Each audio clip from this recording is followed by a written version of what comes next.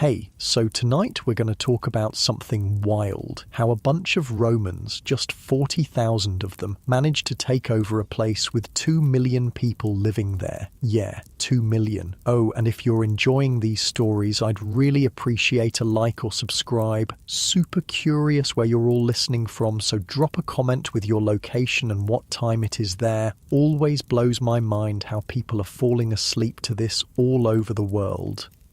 All right, find that cozy spot, take a nice slow breath, and just let your body sink into whatever you're lying on. We're heading back to ancient Britain, and trust me, you're going to be real grateful for that mattress by the time we're done. So, congratulations. You just woke up in Britain, the year is 43 AD. The first thing you notice is how damn cold it is. Your breath makes little clouds in the dim morning light. The roundhouse is dark, except for the faint orange glow from the banked fire in the centre. Your back is stiff from sleeping on the woven reed mat laid over the packed earth floor. The scratchy wool blanket does little against the chill that seeps through the walls. You can hear the soft breathing of others still asleep around the edges of the single room. The smell hits you next. Wood smoke, mainly. It hangs in the air, caught under the high conical thatch roof. But there's also the earthy smell of the clay and wattle walls, the slightly sour scent of bodies, the lingering aroma of last night's stew, and something animal, maybe the goats tethered just outside. You sit up, wincing as your joints protest. The floor is cold beneath your bare feet, damp too. Recent rain has seeped under the walls in places. Someone stirs on the other side of the fire pit, an old woman with lines etched deep in her face. She's already adding small sticks to the embers, coaxing them back to life. The soft crackling is joined by the gentle hiss as she adds a handful of dried herbs. The sharp, clean smell of rosemary cuts through the heavy air. "Bad dreams again?" she asks without looking up. "The Romans?" And just like that, the knot returns to your stomach. The Romans. The rumours have been spreading through the village for weeks now. A massive invasion force gathering across the water in Gaul. Ships, soldiers, war machines. They're coming, you say. Not a question. She nods, face grim in the growing firelight. They've tried before. That's Caesar, nearly 100 summers ago. But he left. He did. She pokes at the fire, sending sparks upward into the darkness. This one's different. This Emperor Claudius. He needs a victory. Needs it bad. The fire catches properly now, casting long shadows across the roundhouse. Outside, you can hear the village beginning to wake. The scrape of a door. The call of a child. The bleating of sheep. "What's it like?" you ask.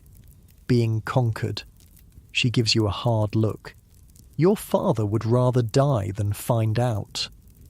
Your father. The knot in your stomach tightens. He left 3 days ago with the other warriors, south to join with the tribal king's forces, to prepare. You help the old woman prepare the morning meal, simple porridge made from barley, cooked slowly in the iron pot, hung over the fire. The familiar routine is comforting. Grind the grain, add water from the clay jug, stir with the wooden spoon worn smooth from years of use. The others in the roundhouse wake as the smell of food fills the space. Your younger brothers, your mother with the baby. They move around in practiced patterns, avoiding bumping into each other in the cramped quarters. "Will they come here?" your youngest brother asks. His voice small. He's picking at his porridge, making little mountains and valleys. "Hush," your mother says quickly, but you can see the fear in her eyes too. After eating, you step outside into the cool morning air. The village is a cluster of roundhouses, some larger than others, arranged in a rough circle. Smoke rises from most of them now, thin grey fingers reaching for the cloudy sky. Beyond the houses are the fields. The barley and wheat are nearly ready for harvest, golden against the green hills beyond. Sheep graze on the slopes, white dots against the grass. It all looks so peaceful, so normal, but nothing is normal now. A shout from the edge of the village catches your attention. People are gathering, pointing to the south. Your heart jumps as you run to join them. It's not Romans, it's a messenger, one of your own people, a young man on a lathered pony. His face is drawn with exhaustion, streaked with sweat despite the cool morning. They've landed, he gasps as the village elders help him from his mount. 4 legions at Rutupii. The Cantiaci tried to stop them on the beaches, but he shakes his head. A murmur runs through the crowd. Rutupii, the natural harbour on the eastern shore. It's far from here, but not far enough. How many? Someone asks. Thousands, the messenger says, with more coming, and machines, war machines. He takes a deep drink from the water skin offered to him. The king has called for all warriors, every tribe. We must unite or fall. Unite. You almost laugh. The tribes have been fighting each other for generations. Old hatreds, blood feuds, competing claims to land and cattle. Can they really come together now? Your people are the Atrebates. To the east are the Cantiaci, who have already failed to stop the Romans. To the north, the powerful Catuvelauni and their fierce king Caraticus. Then the Trinovantes, the Iceni, the Dobunni, and others. Some have already decided to side with Rome, believing resistance is futile. And my husband, a woman calls out, the men who left with him. The messenger's eyes drop. They join with the main force at the great river crossing, the Medway. You've never seen it, but you've heard stories. A wide, deep river, a natural barrier. If the Romans can be stopped anywhere, it would be there. The village breaks into anxious chatter. The elders move to the meeting house to hear more from the messenger. The rest return to their tasks with grim faces and whispered fears. You find yourself walking to the edge of the village, to the old oak that marks the boundary. From here, you can see the ancient track that leads south, the one your father took. The sky above is heavy with clouds, threatening rain. What are the Romans like? You've heard stories, of course. Everyone has. They build great roads that cut straight across the land, ignoring hills and valleys. Their soldiers march in perfect formation, like a single beast with thousands of legs. They have gods with strange names. They bring new foods, new customs, new laws, but they also bring chains for slaves, taxes, punishment for those who resist. Will they come here, to this small village? Will they burn the roundhouses, take the grain, slaughter the livestock? Will they take you and your family away to serve in their distant empire? Or will your father and the others stop them? Can they? The sound of hoofbeats pulls you from your thoughts. More riders, 3 of them, pushing their mounts hard up the track. As they get closer, you recognize one as your father's friend. Your heart sinks. They barely slow as they enter the village, shouting for attention. People pour from the roundhouses. You run back, pushing through the crowd. The Romans have crossed the Medway, the lead rider announces, his voice carrying over the gasps and cries. They used river warriors, swimmers who attacked our chariots from behind while their main force crossed upstream. How? Someone demands. How could they cross such a river?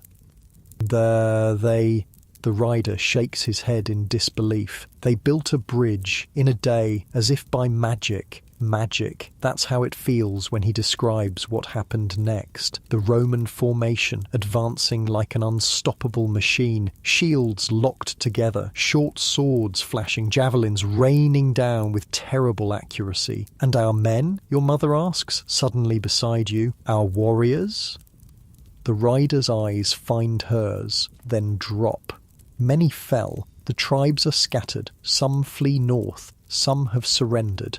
And my husband. Her voice is steady, but her hand grips your shoulder with bruising force. I do not know, he admits. There was chaos. I was sent to warn the villages. To tell you all to prepare. Prepare for what? An old man calls out. To fight or to submit? The rider has no answer. That night, sleep won't come. You lie on your mat, listening to the soft weeping of your mother in the darkness. Outside, the men of the village stand guard, though what good it will do against Roman legions, no one knows. The old woman sits by the fire, grinding herbs in her wooden mortar. The rhythmic scraping is somehow soothing. The bitter green smell mixes with the wood smoke. "What will happen to us?" you ask her softly, so the others won't hear. She doesn't pause in her work. "Change," she says simply. "The world changes. It always has. Will they kill us all?" Now she does look up. No, that's not their way. They don't want dead Britons. They want living ones, to work, to pay tribute, to become little Romans themselves in time. I don't want to be a Roman. No one does, she sighs, until they are. You fall into an uneasy sleep eventually, dreams filled with marching feet and clashing metal. Days pass, more messengers, more bad news. The Romans advance steadily northward. Some tribes fight, others surrender. The great king Caraticus has retreated, gathering forces for another stand. Your father has not returned. Then, just as the barley harvest begins, the riders come again. But these aren't messengers or warriors. These are refugees. Families from villages to the south, fleeing with what little they could carry.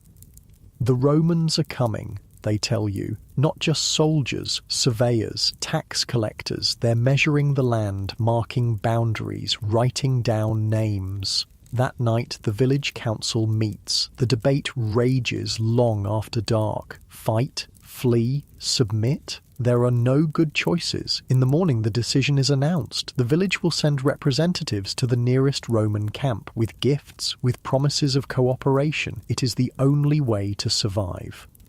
You watch them leave, 3 elders carrying the best the village has to offer. Grain, honey, a finely woven cloak. You wonder if it will be enough. 2 days later, they return. With them is a Roman officer and a small escort of soldiers. You've never seen anything like them. Their armour gleams even under the cloudy sky. Red cloaks, tall, straight spears, faces unlike any you've seen before, some dark as oak, others pale with hair the colour of straw. They speak a language that sounds like stones rattling in a jar.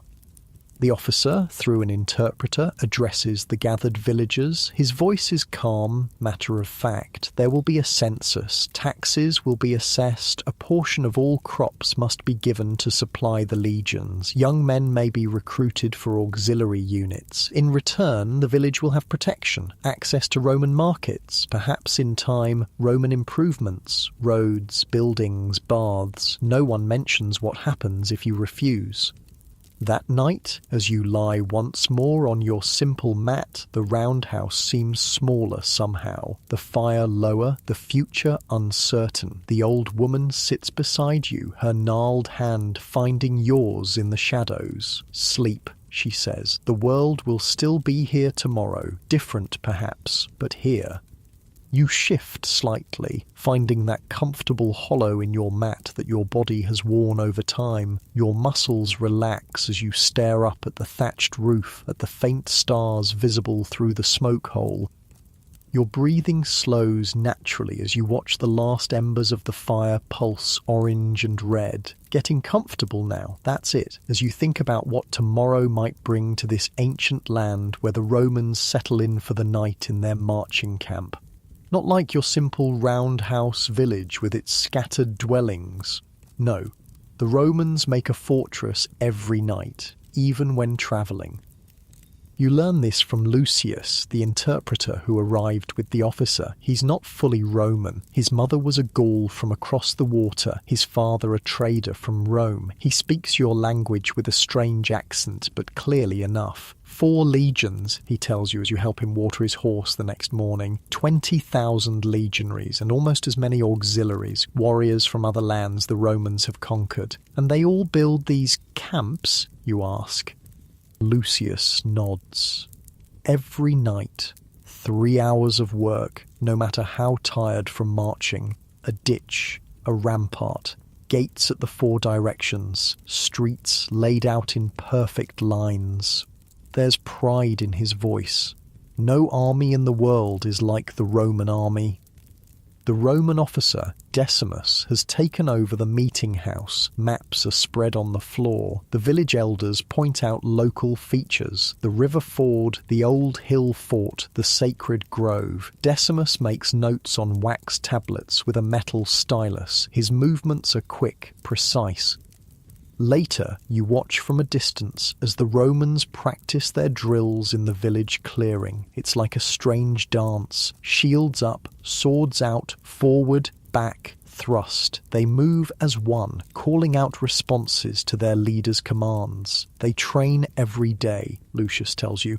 Rain or shine, summer or winter. Is that why they win, you ask? He considers this. Partly. But there's more. The Romans. He searches for the words. They don't just fight. They build roads, bridges, aqueducts, towns. They make places Roman. You try to imagine your village with straight streets and stone buildings. You can't. A week passes. Then another. More Romans arrive. Not soldiers this time, but officials. They count everything. The people, the livestock, the measures of grain, the acres of fields. Everything has value. Everything can be taxed. Your mother watches them with wary eyes. Still no word of your father. You catch her sometimes, staring south along the track, waiting. One evening, as autumn paints the trees with fire, a single rider approaches, not a Roman, one of your own people. His horse is stumbling with exhaustion. Your mother runs to meet him before he even dismounts. The village gathers, watching their urgent conversation. You can't hear the words, but you can read her face, the way her hand goes to her mouth, the way her shoulders suddenly sag. Your father isn't coming home. That night, the old woman helps prepare your father's body for the journey to the other world, though his body lies somewhere far away on a foreign battlefield. She burns sacred herbs in the fire, their sharp scent filling the roundhouse. Your mother cuts a lock of her hair and casts it into the flames. Your brothers cry. You don't, can't. How did he die? You ask later, when the others are asleep. Or fighting, the old woman says simply. At the great river they call the Thamesis, the Thames. The king Caraticus made a stand there, tried to stop the Romans from crossing. She shakes her head. They built another bridge, more magic. And Caraticus? Is he dead too? No, fled west, they say, to the mountains. He'll gather more warriors. Try again. But her tone tells you what she really thinks. It's already over. The next day, Decimus announces that the village must provide 10 young men to serve as labourers. They'll help build the new Roman road that will connect the coast to the inland settlements, the road that will make it easier for more Romans to come. You're chosen, not asked, chosen. You leave 2 days later with the other selected youths, some from your village, others from neighbouring settlements. Your mother doesn't cry when you say goodbye. She has no tears left. She simply presses something into your hand, your father's knife, its bone handle worn smooth from years of use. Return, is all she says. The work camp is 3 days' march away. You sleep under the open sky, guarded by auxiliary soldiers, not Romans but Germanic tribesmen with long braided hair and strange blue symbols tattooed on their arms. They're not unkind, but they make it clear that running away would be unwise.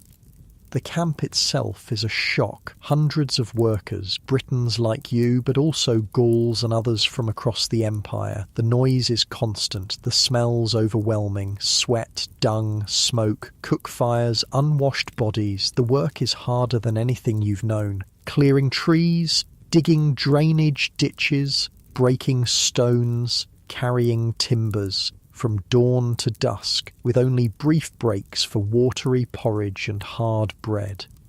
At night, you collapse onto a thin straw pallet in a crowded tent. Your hands are raw, your back screams, your shoulders burn. Sleep comes instantly, dreamless and deep. Days blur into one another. The road grows slowly, stretching like a pale scar across the green landscape. So straight. Unnaturally straight. The Romans don't go around hills or valleys. They cut through them or build over them. Why must it be so straight, you ask Gallus, the Roman engineer who oversees your section. He's older than the soldiers, with intelligent eyes and a grey-streaked beard. Because that is the Roman way, he replies, as if it explains everything. Then, seeing your confusion, he elaborates. The shortest distance between 2 points is a straight line. Time is valuable. Distance is valuable. We do not waste either. You learn more from Gallus over the weeks about Rome itself, a city of 1 million souls with buildings taller than the oldest oak trees, about the empire that stretches across 3 continents, about the Emperor Claudius, who ordered this invasion to prove himself to the Roman people. He came himself, you know, Gallus tells you one evening, as you help him check the day's measurements, crossed the water with war elephants. Can you imagine? Great beasts from Africa, tall as 3 men with noses like serpents. You can't imagine. It sounds like a tale meant to frighten children. It's true, Gallus insists. I saw them myself at Camulodunum. The tribes surrendered as soon as the elephants appeared, thought they were monsters or gods.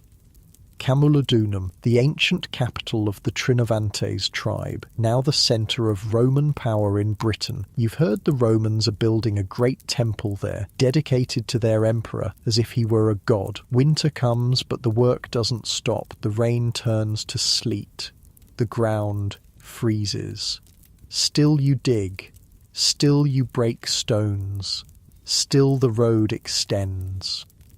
You learn other things too. How to speak basic Latin, how to use Roman tools, how to read Roman numerals, knowledge that might keep you alive in this new world. By spring, you've changed. Your body is harder, stronger, your mind sharper. You understand more about these invaders now, their strengths, and maybe their weaknesses.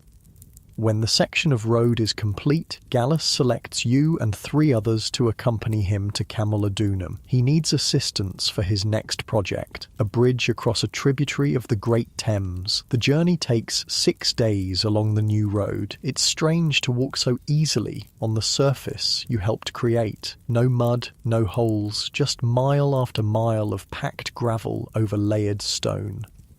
You pass through lands that are already changing, Roman farms appearing beside British roundhouses, Roman goods being traded in village markets, Roman soldiers marrying British women. It happens everywhere, Gallus explains when you comment on this. First we conquer, then we settle, then we marry. In a generation, the children don't remember it was ever different. Camulodunum itself steals your breath. It's not Rome, Gallus says, not even close, but to your eyes it's a wonder. Streets in perfect grids, buildings of stone and timber, shops selling goods from across the empire, soldiers, officials, merchants, all moving with purpose, and rising above it all the foundation of the great temple to Claudius. Hundreds of workers swarm over it like ants on a hill. The scale is impossible, inhuman. You're given quarters in a barracks with other British workers. The space is cramped but dry and warm. The food is plentiful. Bread, porridge, fish, sometimes meat. You have 1 day in 7 to rest. It's during one of these rest days that you see him. You're at the market, spending the few coins you've earned on a honey cake, when a procession passes through the forum. Roman officials in their white togas with purple stripes, guards with polished armour and tall spears. And in their midst, walking proudly despite his chains, a British warrior. Not just any warrior, even without his war paint and finery, you recognise him from descriptions. Caraticus, the king who fought at the Medway and the Thames, the last great hope of a free Britain captured at last. The crowd jeers, throws things, you stand silent, the honey cake forgotten in your hand. His eyes meet yours for the briefest moment as he passes. There's no defeat in them, no surrender, just a cold, hard patience. That night, you can't sleep. You pace the small courtyard behind the barracks. The spring air is cool but not cold. Stars wheel overhead, the same stars that shine on Rome and Jerusalem and Alexandria. The world suddenly feels very large and Britain very small within it. You saw him today. The voice startles you. It's Enika, a British woman who works in the kitchens, older than you, with sharp eyes and a sharper tongue. The king. You nod. They'll send him to Rome, she says, leaning against the wall beside you. Parade him through the streets. Show the Romans their latest conquest. And then kill him. She shrugs. Maybe. Maybe not. The Romans can be unpredictable. You've learned that much yourself. There are still those who resist, she says, her voice dropping lower. In the west, the mountains. The emperor returned to Rome months ago. The legions are spread thin. You glance at her quickly. Is this talk treason? Is she testing you? I'm just a road builder, you say carefully. Her laugh is brief, bitter. We're all just something, until we're not. She pushes off from the wall. Sleep well, road builder. In the morning, she's gone. No one knows where, or they won't say. Spring turns to summer. The bridge progresses. Gallus teaches you more. Mathematics, engineering principles, how to draw plans on parchment. You have a knack for it, he says. You could have a future in the Roman world if you embrace it. Sometimes, in the quiet hours before sleep, you take out your father's knife, run your thumb along the blade, remember the village, your mother, your brothers, the old woman with her herbs and wisdom. Are they surviving in this new world? Are they still there at all? Word comes that Caraticus has been sent to Rome in chains, but other news follows. Strange news. The Emperor Claudius, impressed by the British king's dignity and courage, has pardoned him, given him a house, a pension. Caraticus will live out his days as a Roman gentleman. See, Gallus says when he tells you this, this is the true power of Rome. Not just to conquer bodies, but to win minds. Summer wanes. The bridge is nearly complete. A graceful arch of stone that will stand for centuries, Gallus boasts. Your part in it is small but real. There's pride in that, despite everything. Then comes the message. A trader from your homeland region recognizing you at the market. Your village is gone. Abandoned. The people relocated to a new Roman settlement being built in the valley. Better farmland, the Romans said, easier to administer, easier to tax. Your family went with the others. They're alive, the trader thinks, but he can't be sure. So many people, so much movement. That night you stand on the new bridge, your bridge, watching the dark water flow beneath. The current tugs and pulls, constant, patient. Like Rome itself. You could leave, try to find your family, return to the old ways if they still exist somewhere in the shrinking corners of free Britain. Or you could stay, become what Gallus believes you can be, a man of two worlds. Not fully Roman, perhaps, but no longer fully British either. Something new. The water offers no answers. Just flows on, indifferent to the empires that rise and fall along its banks. You return to your quarters as the moon rises.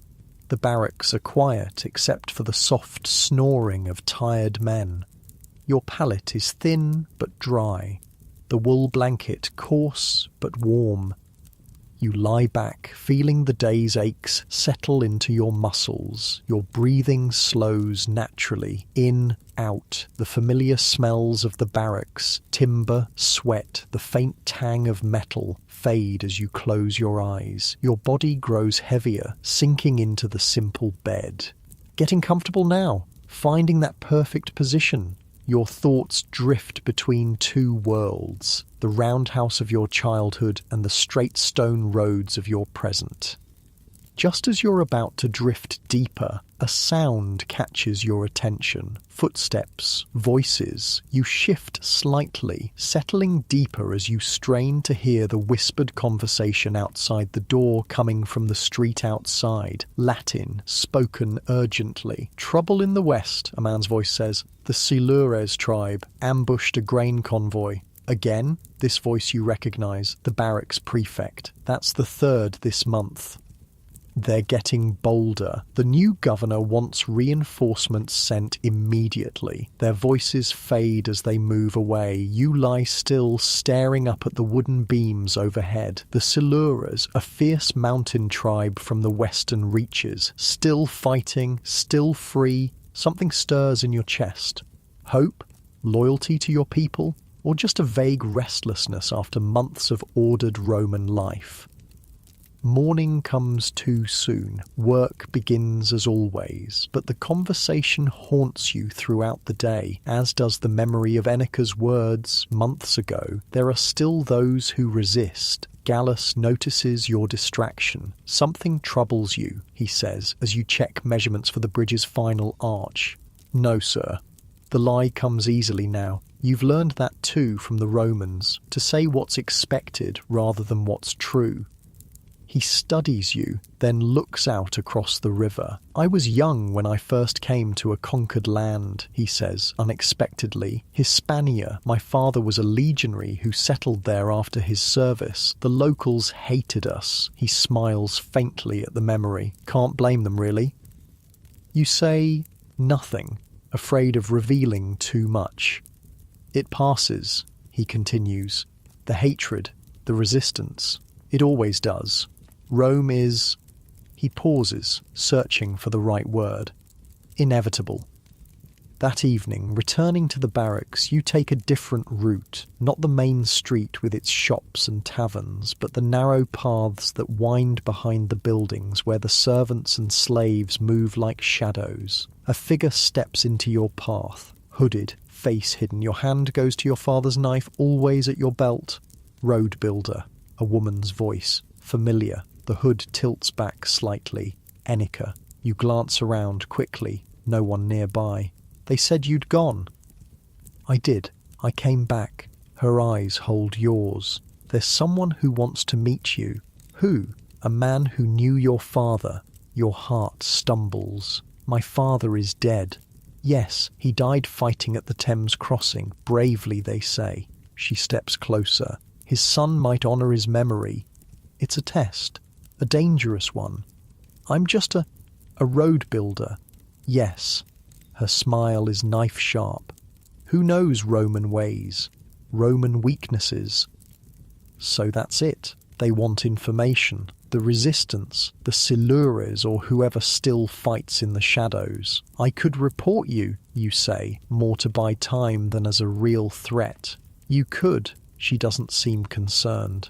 "Will you? Will you?" The question echoes in your mind as you stand frozen in the deepening twilight. Betray this woman and whatever resistance she represents? Or betray Gallus, who's treated you fairly, taught you valuable skills? "I need time," you say finally, "to think." She nods, seemingly unsurprised. 3 nights from now, the old shrine beyond the east gate, after the midnight watch change, she steps back into the shadows. Come or don't, but speak of this to no one. Then she's gone, leaving you alone with a choice that suddenly makes the bridge engineering seem simple in comparison. For 3 days, you go about your work as normal, or try to. Gallus comments again on your distraction, but doesn't press when you blame it on poor sleep.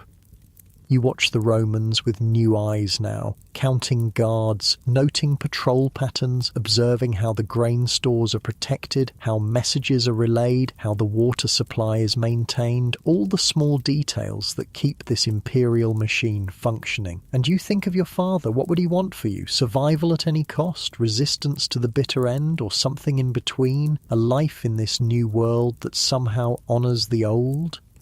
The third night comes. The choice can't be delayed any longer. You slip out after dark when most of the barracks is asleep. The guards know you. You sometimes work late with Gallus, return after hours. They wave you through with barely a glance. The streets of Camulodunum are never truly quiet. Even at this hour there are people about, slaves running late errands, drunken soldiers returning from taverns, the occasional patrol.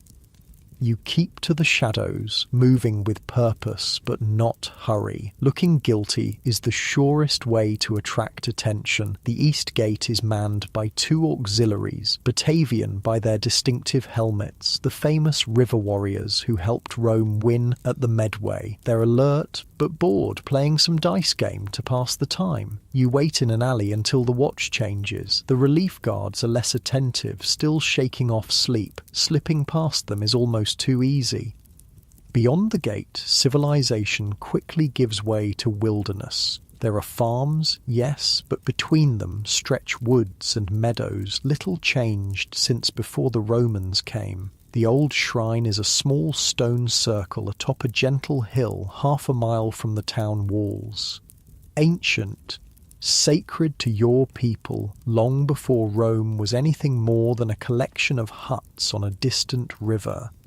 As you approach, you see the faint glow of a fire within the circle. Shadows move against it. 3, maybe 4 people. You hesitate at the edge of the trees. Last chance to turn back. Return to the barracks. Forget this foolishness. A twig snaps behind you. You whirl, knife drawn. Careful, road builder. Enika emerges from the darkness like a spirit. You're jumpy for someone who's just thinking. "I came," you say, sheathing the blade. "That's all I promised." She nods toward the stone circle. "He's waiting." The he turns out to be an old man seated on a fallen stone by the small fire. His white beard reaches his chest. His eyes, deeply set in a web of wrinkles, reflect the flames. 2 younger men stand nearby, clearly guards, though they carry hunting bows rather than Roman weapons. "The son of Brennus," the old man says as you approach. His voice is surprisingly strong. "You have your father's look about you. You knew him." "I did. We were boys together, then warriors." His gaze is evaluating, measuring. "He died as he lived, true to his people." You say nothing. What is there to say? "Sit." He gestures to a stone opposite his. "We have much to discuss." The fire is warm against the night's chill. Someone passes you a skin of something that burns going down. Not Roman wine, but the stronger spirit your people brew from grain. "You work for them now," the old man says. Not a question. "I build roads, bridges." Yes, making it easier for them to move their armies, their goods, their influence. No judgment in his tone, simply stating facts. "It's that or slave in the mines," you say defensively. "At least I learned skills." "Indeed," he nods slowly. "Valuable skills to Rome, and potentially to us." And there it is, the reason for this meeting. "What do you want from me?" "Information, for now." He leans forward slightly. The garrison size, patrol schedules, weak points in the defences. "You're planning an attack? On Camulodunum?" The idea seems insane. The town is too well defended. No. He waves a dismissive hand. "Nothing so dramatic, but there are supply lines to disrupt, messages to intercept, small victories to win while we gather strength." "For what?" His eyes meet yours across the flames. "For when he returns." "Who?" Caraticus. You can't help but laugh. Caraticus is in Rome, living in a villa, eating Roman bread, drinking Roman wine. So they want us to believe. The old man smiles thinly. The man they parade through Rome was not Caraticus. This is madness or desperate self-deception. I saw him myself in chains. You saw a man in chains, a brave man who sacrificed himself to protect the real king. The old man's certainty is unsettling. Caraticus lives. He gathers allies in the west, and when the time is right, he will return to drive the eagles back across the water. You want to argue, but what's the point? Let them have their fantasy if it comforts them. Even if that were true, you say instead, what difference would it make? For every Roman you kill, 10 more come. For every supply line you cut, they build another road. They're like the tide. You can't fight the tide. No. The old man agrees, but you can learn to swim in it, navigate it, use its power for your own purposes. He's not what you expected, not a wild-eyed zealot calling for Roman blood. There's calculation here, strategy. You don't need me, you say. There must be hundreds of Britons working in Camulodunum, slaves, servants, workers. Any of them could tell you what you want to know. Many do. He nods. But few understand what they see as you do. You've been taught to think like them, to see the patterns, the systems. He points at you. Gallus has trained you well. The mention of your mentor's name is jarring. You've been watching me. Of course, since you arrived. He gestures to Enica. We have eyes everywhere. The conversation continues long into the night. They ask questions, specific, detailed questions about the town's defences, the bridge construction, the movement of officials. You answer some, deflect others, neither committing fully nor refusing outright.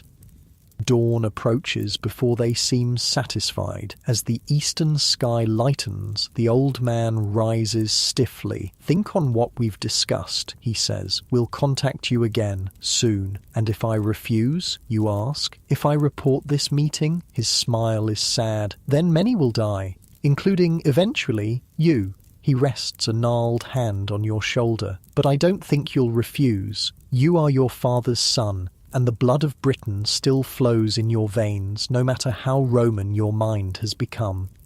You return to Camulodunum as the town awakens. The guards at the gate are changing again. They nod to you, just another early worker heading to his job. Gallus is already at the bridge site when you arrive, looking over the previous day's progress. He glances up as you approach. You look terrible, he observes bluntly. Sick? Couldn't sleep, you reply. At least that's not a lie. He studies you a moment longer, then turns back to the plans. The final archstones arrive today. We'll begin setting them at midday. The work proceeds as normal. Your hands move through familiar tasks while your mind circles endlessly around the choice before you. Betray Rome, which, despite everything, has given you a place, skills, a future of sorts, or betray your people, your heritage, your father's memory. Is there no middle path, no way to survive this new world without losing yourself entirely? The answer comes to you gradually as the day progresses. By evening, as you help Gallus pack away the surveying tools, you've made your decision. Sir, you say carefully, there's something you should know. He looks up, eyebrows raised. There's talk among the British workers, rumours. You choose each word with precision. About resistance in the West. The Silures. He nods. Nothing new there. This is different. They say Caraticus is alive, planning something. Gallus's expression sharpens. Where did you hear this? In the markets, the taverns. Another partial truth. People whisper when they think no Romans are listening. He's silent a moment, considering. Have you been approached? Asked to help in some way? Here it is. The moment of choice. No, you say firmly. But if I am, I could listen, learn what they're planning. His eyes narrow. That would be dangerous for everyone involved. I'm trusted, you insist. I'm Brennus's son. They know my father died fighting Romans. And yet here you are, working for Rome, which makes me perfectly placed to hear things you can't. He's quiet again, longer this time. When he speaks, his voice is lower. What you're suggesting, it's been done before. It doesn't always end well for the listener. I understand the risk. Do you? If they discover your true loyalty, my loyalty, you interrupt, is to survival. Mine, my family's, my people's. You meet his gaze steadily. The only way to survive Rome is to become useful to Rome. A smile touches his lips. Now that, he says, is the most Roman thing I've ever heard you say. That night, sleep comes surprisingly easily. The decision is made. The path forward, if dangerous, is at least clear. You'll walk the edge between two worlds. Give enough to each side to maintain trust. Try to prevent the worst excesses of both. It won't be easy. It may not even be possible. But it's the only choice that lets you keep some piece of yourself intact. The wooden pallet feels almost comfortable now after months of use. Your body has adapted, finding the softest spots, avoiding the hardest. Your muscles relax, heavy with the day's work. The familiar sounds of the barracks, men snoring, shifting in sleep, the occasional mutter of dreams create a soothing backdrop. Your breathing slows, deepens. Outside, an owl calls. Then again, the sound takes you back to your village, to nights spent listening to such calls through the thatch of the roundhouse. Your eyelids grow heavier as memories blend with the present. Your body settles deeper into the simple bed as you drift towards sleep, comfortable now, at ease, even as your mind continues to gently process the day's events. Your breathing falls into a natural rhythm as the moon rises over Camulodunum, casting silver light through the small window onto the rough timber walls where Romans and Britons alike sleep under the same stars their ancestors watched for countless generations. Seasons change. The bridge is completed, a perfect arch of stone that will stand for centuries after everyone who built it is dust. Gallus receives a commendation from the governor. You receive a small bonus of silver denarii and a new position as Gallus's official assistant. Your double life begins in earnest. Every few weeks there are meetings, sometimes with the old man at the stone circle, sometimes with Enica or other messengers in town, brief encounters in marketplaces, taverns or shadowed alleys. You pass information, carefully selected. Patrol schedules that will change anyway, supply shipments of limited value, the movements of minor officials, enough to maintain trust without causing serious harm.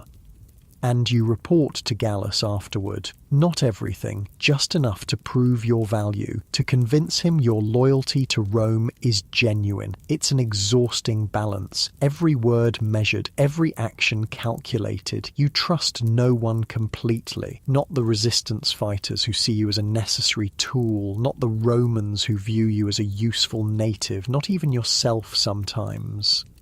Yet there are moments of genuine connection. Gallus teaches you more advanced engineering principles, how to calculate load-bearing weights, how to design aqueducts that will carry water for miles using nothing but gravity, how to create buildings that seem to defy nature itself. You have a gift, he tells you one evening as you pore over plans for a new project, a Roman-style bathhouse for the growing settlement. A rare mind. In Rome, you could be more than an assistant. You could design great works yourself. The thought is both tempting and terrifying. Rome, the heart of the empire. So far from everything you've known. Perhaps someday, you say non-committally, Then there's Enica. Your meetings, though ostensibly about resistance business, sometimes linger. You talk of other things, your childhoods, your hopes, your fears for the uncertain future. I was to be a priestess, she tells you one night as you walk along the riverbank, far enough from town to speak freely. Before the Romans came, I was training with the Druids.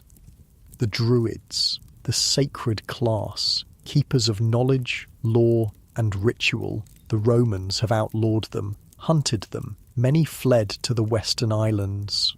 What happened, you ask? Her face hardens. Soldiers came to our sacred grove, looking for rebels, they said. There was a misunderstanding.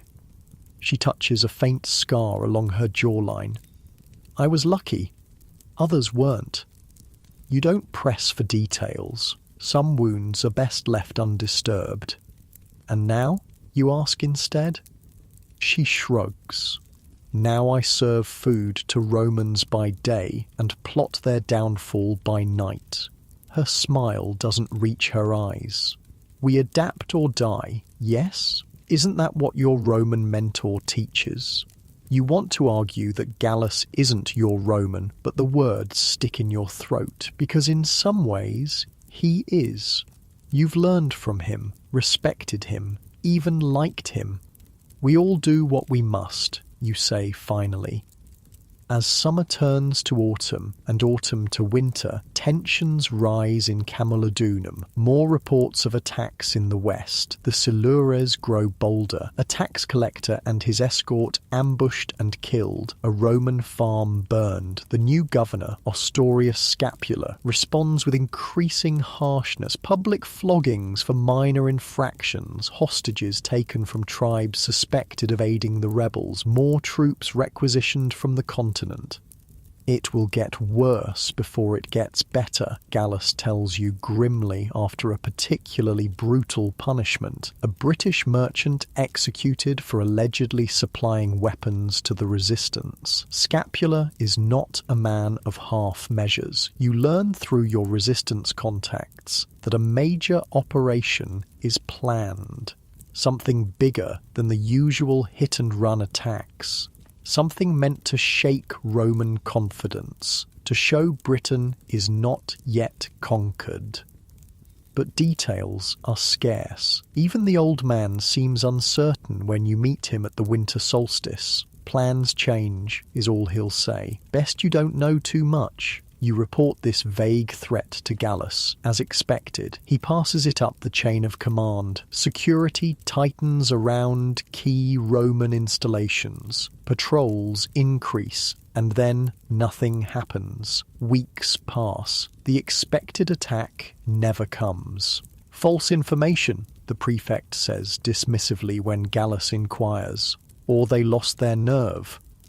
But you're uneasy. This doesn't feel like a false alarm or a failure of nerve. It feels like a change of strategy. Your answer comes on a bitter January morning, not with fire and swords, but with a whisper that races through the British quarter of Camulodunum. Caraticus has taken a legion's eagle.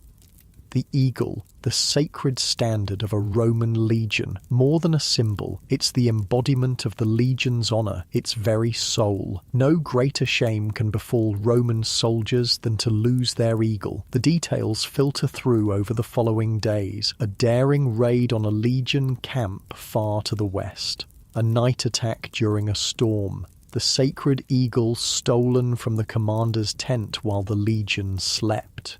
Is it true, you ask Gallus when you finally dare to broach the subject, about the eagle?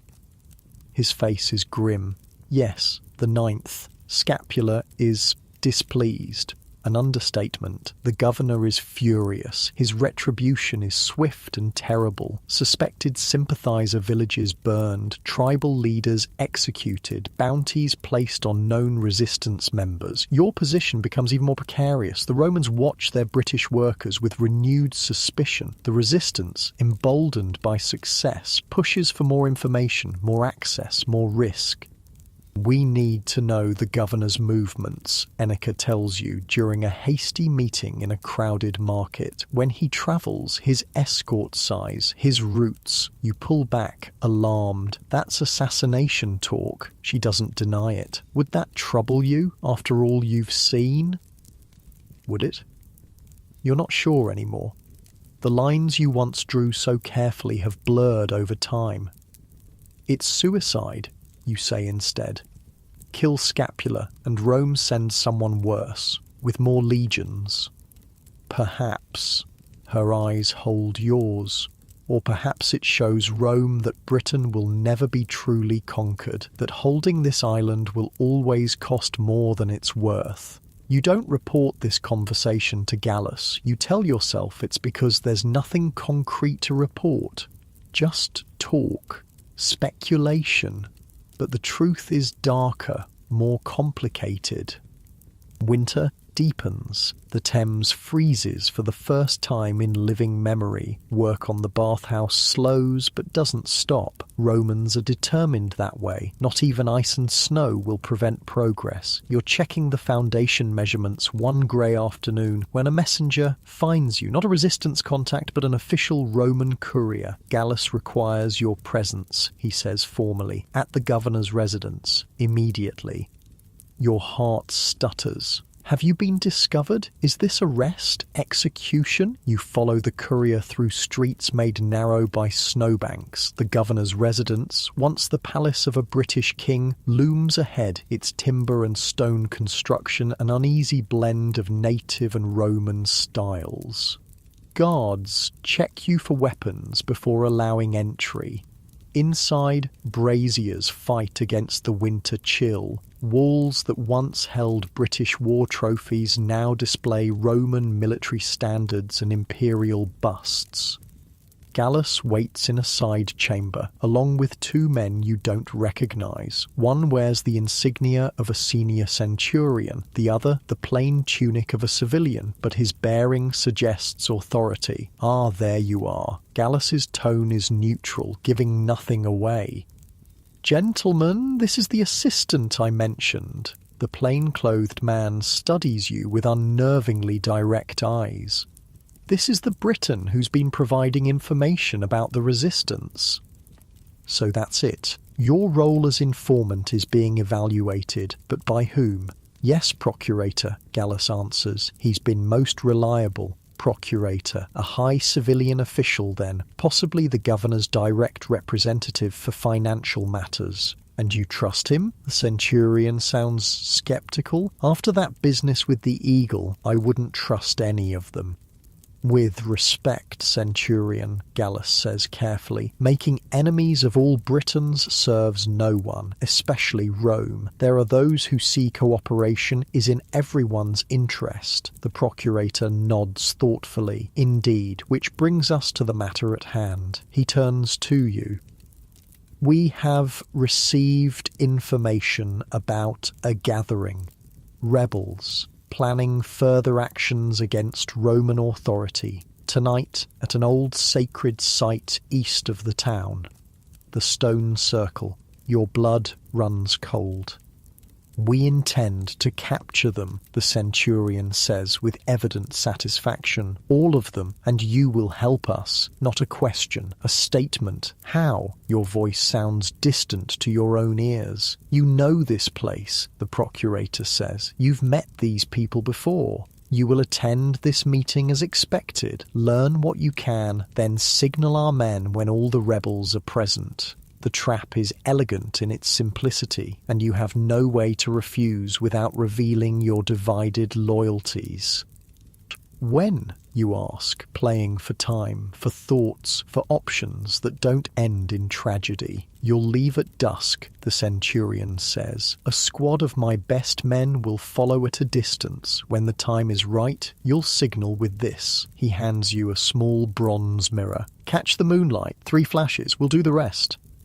You take the mirror numbly. There must be a way out of this, some path that doesn't end with the old man, Enneke, and the others in chains, or with you exposed as a traitor to Rome. I understand, you say, because it's the only thing you can say. Gallus walks you part of the way back to the worksite.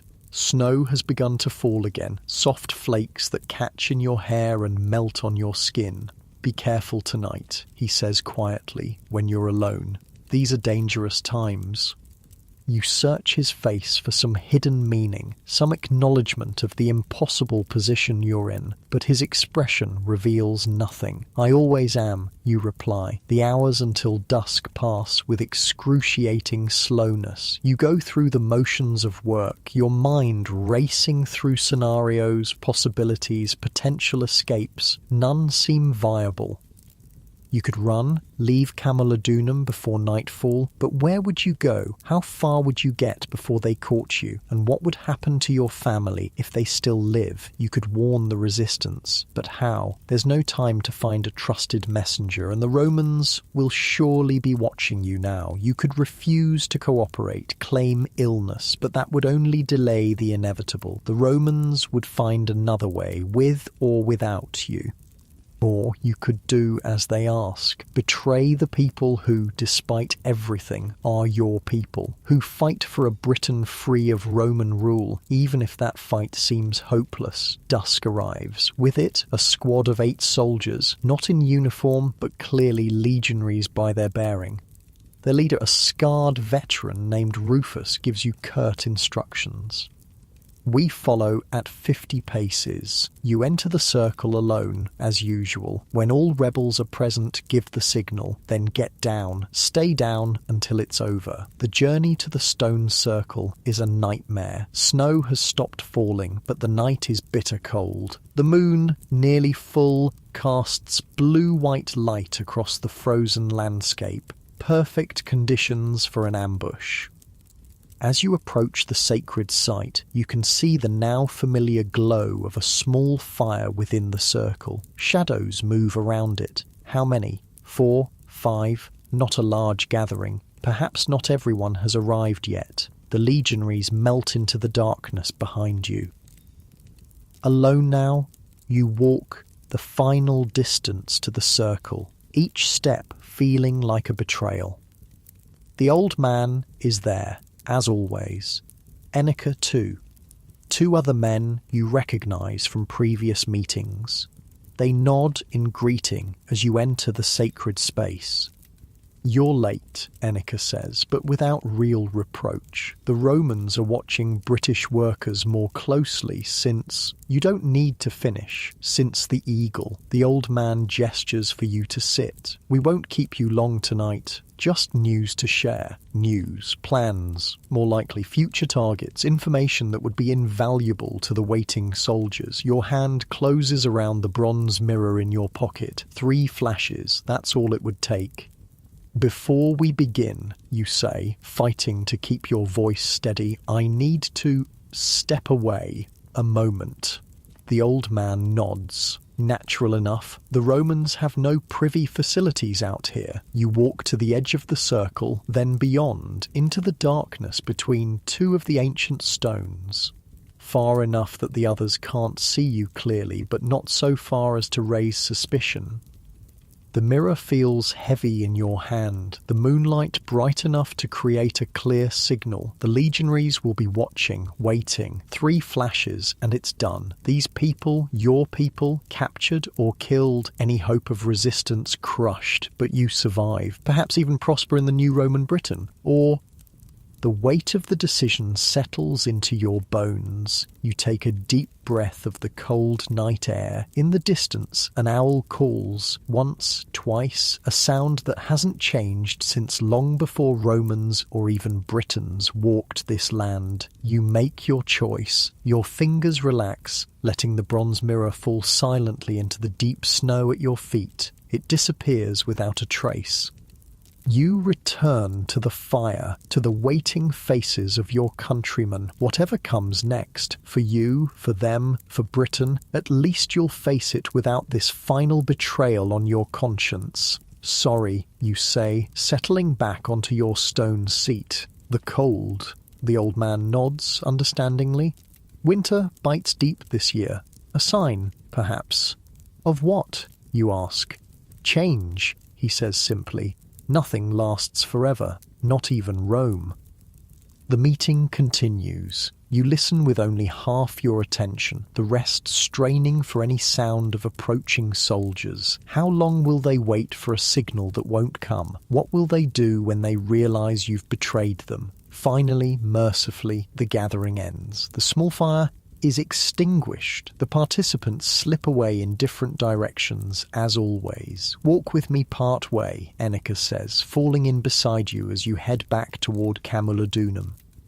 You want to warn her, to tell her to go west, far west, away from the Romans who will surely be looking for both of you soon, but you can't, not without revealing the trap, your role in it, the years of partial betrayals. So you walk in silence through the moonlit snow, each step taking you closer to whatever waits at the end of this path you've chosen. You're quiet tonight, she observes after a while. Thinking, you reply. About? About choices, about loyalty, about a future suddenly uncertain. My father, you say instead. What he would make of all this. She nods. I think about my teachers sometimes, the Druids, what they would say about the choices I've made. And what would they say? She considers this as you walk. That balance must be maintained, that for every action there is a consequence, that what seems like an ending is often a beginning.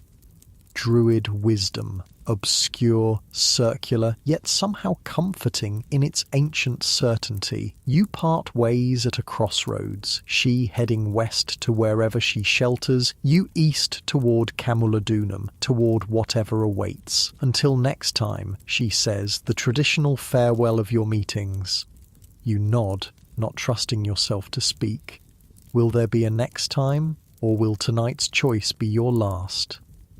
The walk back to town seems both endless and too short. Your mind churns with possibilities, with plans, with regrets. The town gate is closed for the night. As expected, you approach the small side postern where a guard usually allows workers with valid reasons to enter after hours.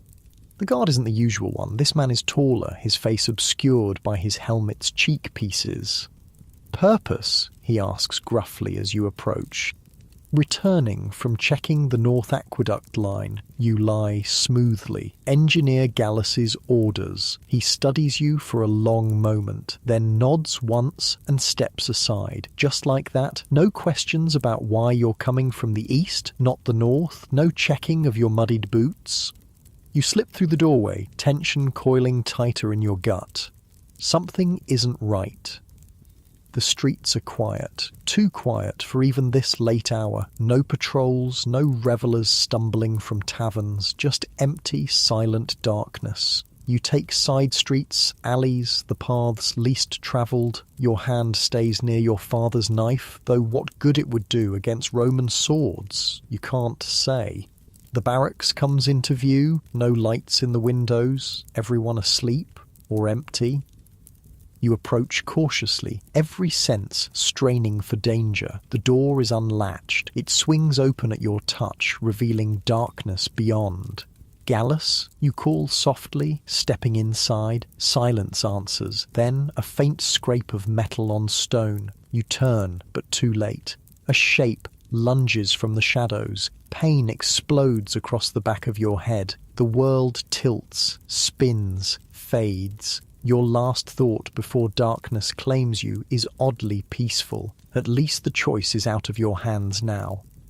You dream of the roundhouse, of firelight on clay walls, of herbs drying from roof beams, of your mother's voice singing softly in the darkness. When consciousness returns, it comes slowly. First, sensation. You're lying on something soft, not your barracks pallet. Finer. Then smell. Herbs, unfamiliar, yet pleasant. Sound follows, quiet breathing nearby, not your own. You open your eyes, blink against unexpected daylight. You're in a room you don't recognize, small but well-appointed. A Roman room with plastered walls and a tiled floor. A window lets in winter sunlight, and beside the bed, in a simple wooden chair, sits Gallus, your muscles tense, ready to flee, fight, something. But pain lances through your skull at the movement. You groan. Careful, Gallus says, his voice neutral. The physician says you need rest. What? Your throat is dry, your voice a croak. What happened?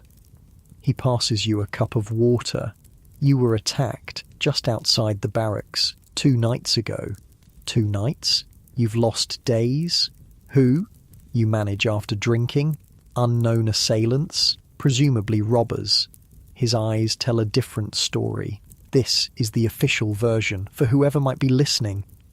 The mirror, you say, remembering suddenly. I lost it. In the snow. Yes. He nods slowly. Most unfortunate. The operation was unsuccessful as a result. So, the legionaries waited, received no signal, eventually returned empty-handed, and found you gone. The procurator was displeased, Gallus continues. The centurion even more so. They had questions. You can imagine those questions, pointed ones, possibly accompanied by pointed implements. What did you tell them? You have to know. That you were a loyal servant of Rome, that you'd never failed in a task before, that the attack on you suggested the rebels somehow knew of the plan. He'd defended you, despite the obvious implications. Why? The question slips out before you can stop it. Gallus is quiet for a long moment. When he speaks, his voice is so low you have to strain to hear. I was young once, in a conquered land, faced with impossible choices. He meets your eyes. I made my share of mistakes, but I survived, learned, adapted. Is he saying what you think he's saying? That he too once walked the knife edge between 2 worlds? Rest now, he says, rising from the chair. We'll speak more when you're stronger. He moves to the door, then pauses. Oh, and when you're well enough to travel, I've arranged a new posting for both of us at Londinium. The governor is establishing a major settlement there. They need engineers.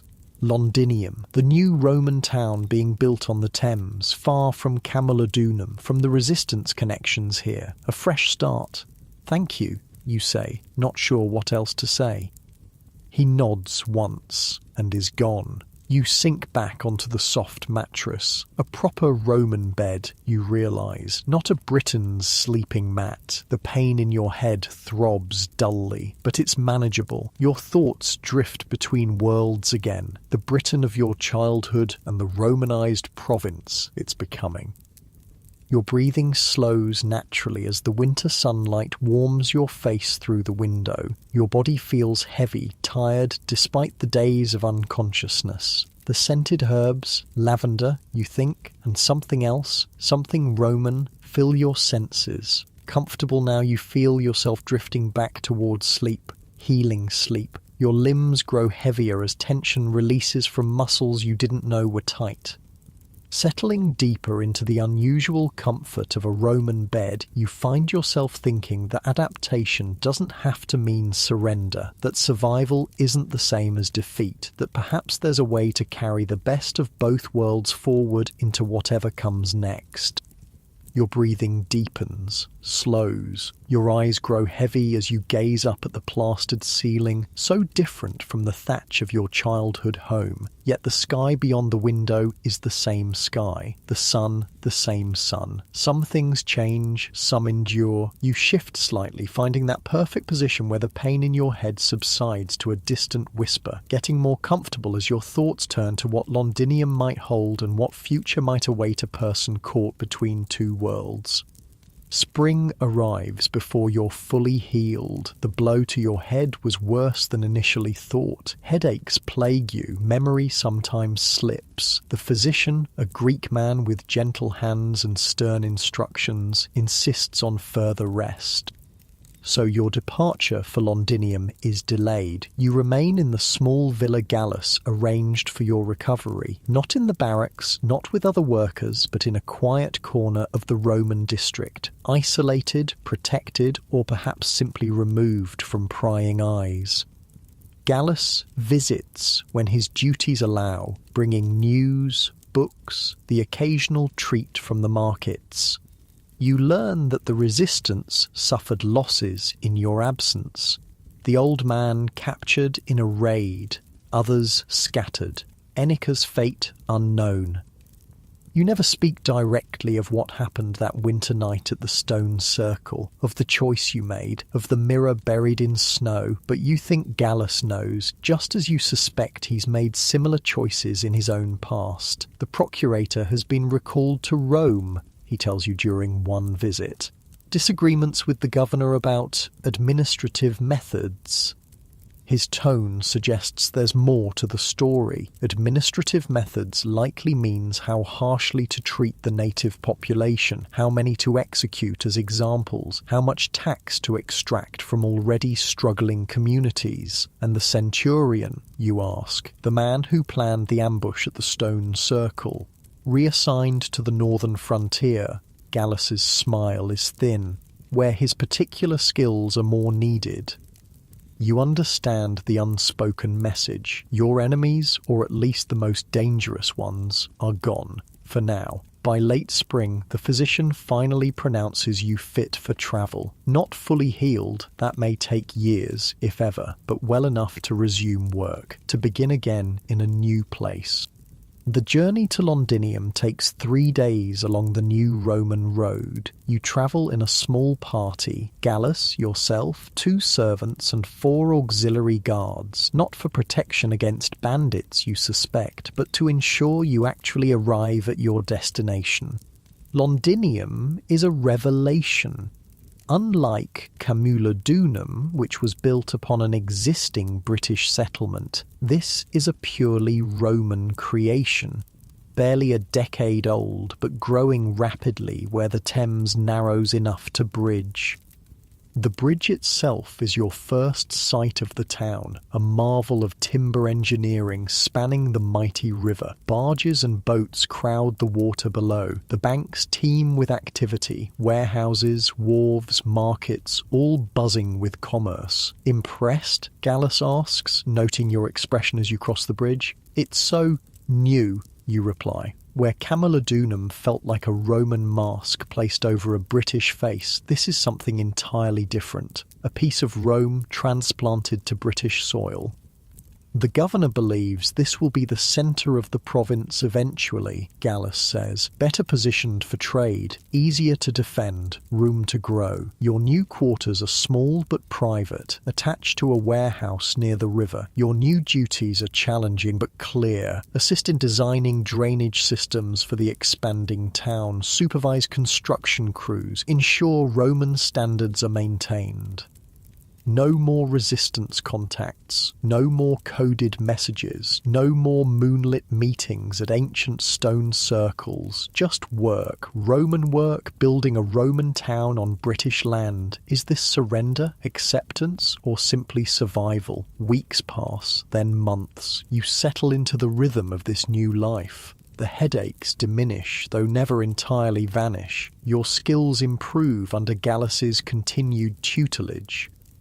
You learn more about your mentor too, how he came to Britain with the invasion force as a military engineer, how he requested to stay when his service ended, seeing opportunity in this new province, how he never married, devoting himself instead to his work, his books, his quiet appreciation of both Roman comforts and British landscapes. "Do you miss Rome?" you ask him one evening as you share a meal at his modest home. He considers this, swirling wine in his cup. "I miss certain aspects, the baths, the libraries, the theatres," a small smile. "But Rome is crowded, competitive, political. Here, there's space, opportunity, fewer eyes watching your every move. You understand completely." Summer arrives. With it, news from across the province. The resistance continues in the west, though diminished. Caraticus, or someone claiming to be him, remains elusive in the mountains. The 9th Legion's eagle is still missing, a continuing embarrassment to Rome. But here in Londinium, such concerns feel distant. The town grows visibly week by week. Timber buildings rise along carefully surveyed streets. Wells are dug, sewers laid. A forum takes shape at the centre. Roman civilization, literally under construction, and you help build it. With every drainage ditch, every foundation, every surveyed street, you extend Roman order across British soil. The irony isn't lost on you. One hot afternoon, supervising a crew excavating a new well, you notice a woman watching from across the street. Something in her stance, the way she holds herself, catches your attention. Enica, your heart jumps. You find an excuse to dismiss the workers for a water break, then cross to where she stands in the shadow of a half-built shop. "You're alive," you say, not bothering with pleasantries. "As are you." Her eyes search your face. "We heard you were killed after the ambush failed." Or nearly was. You touch the back of your head involuntarily, where a ridge of scar tissue now hides beneath your hair. "What are you doing here? It's dangerous." "Where isn't?" She glances around, ever cautious. "I came to warn you and to ask for help." Of course. Why else would she risk exposure? What kind of help? You already know you'll give it, whatever it is. Despite everything, despite the years of half-truths and divided loyalties, she is still your people, still Britain. "Passage west," she says, "for myself and 3 others. The resistance here in the east is finished. We need to reach Caraticus, so he is alive, or at least she believes he is. I'm an engineer, not a smuggler," you say, but without conviction. "You have access, knowledge of routes, which roads are patrolled, which aren't." Her hand brushes yours, a fleeting touch. "Please. You should refuse, should walk away, return to your Roman life, your Roman future, but..." "Meet me tonight," you say, making a decision that could undo everything. The old oak by the west gate, after the midnight watch change. Her smile is brief but genuine. "Thank you." She's gone before you can change your mind. That night, you help 4 British fugitives slip past Roman guards and onto a trader's wagon bound for the Western Territories. You don't ask their names or their crimes against Rome. Better not to know. Enica is the last to climb aboard. In the moonlight, her face is shadowed, mysterious. "Come with us," she says suddenly, surprising you. "Your skills would be valuable, and you don't belong here, building Roman towns." For a moment, you're tempted to leave this compromise of a life, to fully commit to one side of the divide you've straddled for so long. But the moment passes. "I belong nowhere," you tell her honestly. "Not fully British anymore, not ever truly Roman." "Then make a new place," she insists, "with your own people." "My people are scattered," you say. Some dead, some enslaved, some becoming Roman. The world changes, Enica. We change with it or we break against it. She studies you for a long moment. Your Roman speaks through you now. Perhaps he does. Perhaps Gallus's pragmatism has infected you, or perhaps it's simply the truth arrived at through your own painful experience. "Be safe," you say, helping her onto the wagon. "Whatever comes next." "And you." She grips your hand once, tightly. "Remember who you are, road builder. Remember your father." Then she's gone, the wagon creaking into the night, bearing its secret cargo toward an uncertain future. You return to your quarters, half expecting Roman guards to be waiting, but there's only silence, darkness, your simple bed. Did you do the right thing? The wise thing? You don't know. May never know. Life continues in Londinium. The town grows. Your reputation as an engineer grows with it. You're given more responsibility, more complex projects, a public bath, a small temple, eventually your own team of workers to supervise. Years pass. The province settles into an uneasy peace. The resistance never fully dies in the west, but becomes a chronic irritation rather than an existential threat. Roman ways spread gradually across the land, not through force alone, but through convenience, commerce, intermarriage. You receive word that your mother and brothers are alive, resettled in a new Roman-style village where your home once stood. They have a stone house now, grow Roman crops. Your youngest brother speaks Latin better than British. Gallus ages, his hair turning fully white, his back beginning to stoop. But his mind remains sharp, his friendship a constant in your changing world. "I'm recommending you for promotion," he tells you one day as you inspect the newly completed forum together. Principal engineer for the Eastern Territories, based here, but with authority throughout the region. You're stunned. That's a position for a Roman citizen. "Yes." His eyes twinkle. "Which is why I've also recommended you for citizenship. The governor has approved it. The ceremony is next month. A Roman citizen, you, the son of Brennus, who died fighting legionaries at the Thames crossing. What would your father say? What would the old man from the stone circle think? What would Enneka call you now? But they are ghosts, echoes of a Britain that's fading year by year. This is the new reality, the province of Britannia. Neither fully Roman nor truly independent. A hybrid place for hybrid people like yourself.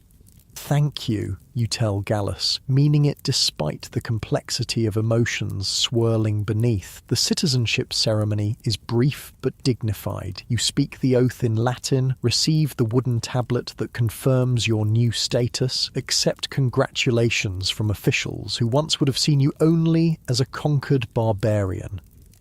That night, alone in the house you've gradually improved over the years, you take out your father's knife. The bone handle is worn smooth from years of handling. The blade, still sharp, catches the lamplight. You were a child when the Romans came, when the world changed. Now you're a man approaching middle age, a Roman citizen, a builder of Roman towns on British soil. Yet you still keep this knife, this connection to what came before, this reminder of who you were, of the choices you've made, the prices you've paid. You'll never be fully one thing or the other, neither will this land, this Britannia that was once simply Britain. The old and new will continue to blend, to clash, to reconcile in unexpected ways. Roman order and British spirit. Imperial power and island independence. It's not the future anyone imagined when the legions first landed all those years ago, not what Emperor Claudius envisioned when he rode his war elephants to Camulodunum, not what your father fought and died to prevent, but it's the future that's unfolding, and you've helped shape it, for better or worse, with every road built, every bridge raised, every choice made at critical moments.